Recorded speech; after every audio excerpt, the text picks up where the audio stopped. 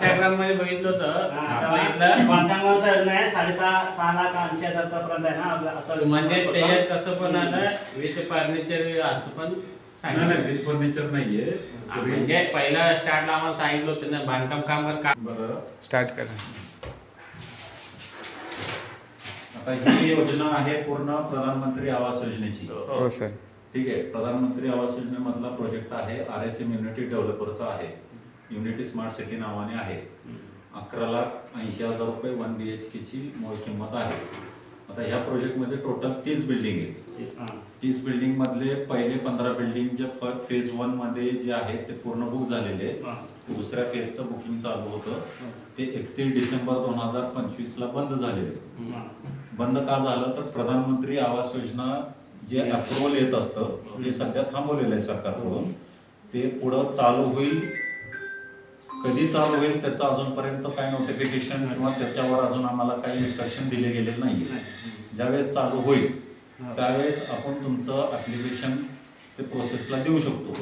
तर ऍप्लिकेशन करण्यासाठी सगळ्यात पहिल्यांदा तुम्हाला 21,000 रुपये भरून तुम्हाला डॉक्युमेंट द्यायचे. डॉक्युमेंटची लिस्ट इथं मागे लावलेली आहे. त्या पद्धतीने डॉक्युमेंट द्या. 21,000 रुपये भरून बुकिंग करून ठेवा.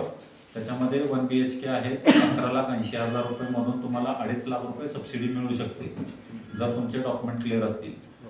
अधिक तुम्हाला 3 मुख्य अटी आहेत प्रधानमंत्री आवास योजनेसाठी. पहिली अट आहे तुमच्या नावावर घर नसायला पाहिजे, तुमच्या किंवा तुमच्या कुटुंबाच्या नावावर. आता कुटुंबामध्ये तुम्ही, तुमच्या पत्नी आणि तुमची मुलं असं कुटुंबामध्ये येतात. ह्यांच्या चौघांच्या नावावर कुणाच्या नावावर घर नसायला पाहिजे.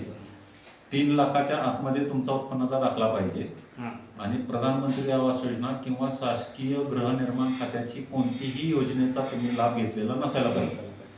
या 3 अटींमध्ये जर बसला तर प्रधानमंत्री आवास योजनेचा तुम्हाला लाभ मिळू शकतो. जर तुमच्याकडे बांधकाम कामगार कार्ड असेल 3 वर्ष जुनं तर त्याला वेगळं 2 लाख रुपये अनुदान आहे.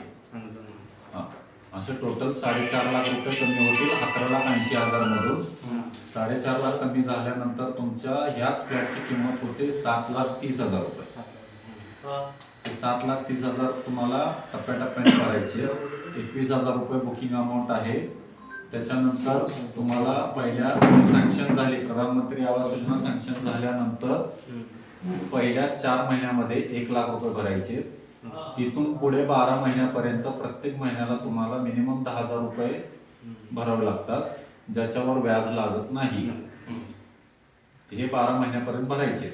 12 महिन्यानंतर जेवढी रक्कम राहील तुमची शिल्लक 7,30,000 मधून किंवा 9,30,000 मधून जेवढी रक्कम शिल्लक राहील त्या रकमेचं लोन होईल. पण लोन करण्यासाठी तुमचे डॉक्युमेंट क्लिअर लागतात. तुमचा सिबिल, तुमचा इन्कम सोर्स, तुमचं बँक पासबुक, बँक स्टेटमेंट, तुमच्याकडे जामीनदार कोण आहेत का, गॅरंटर, हे बघून बँक लोन देत असते. ठीक आहे. तुमचे जोपर्यंत पूर्ण पैसे जमा होत नाहीत तोपर्यंत आम्ही पोझिशन देऊ शकत नाही. पोझिशन द्यायच्या आधी पण तुमचं खरेदी खत होणार.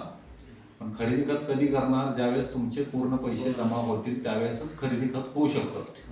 त्याच्यानंतर तुम्हाला पोझिशन आम्ही घराची चावी देऊ.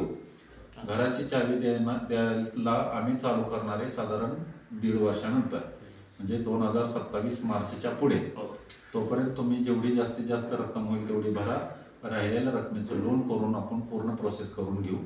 त्याच्या व्यतिरिक्त तुम्हाला काय विचारायचं असेल तर विचारू शकता.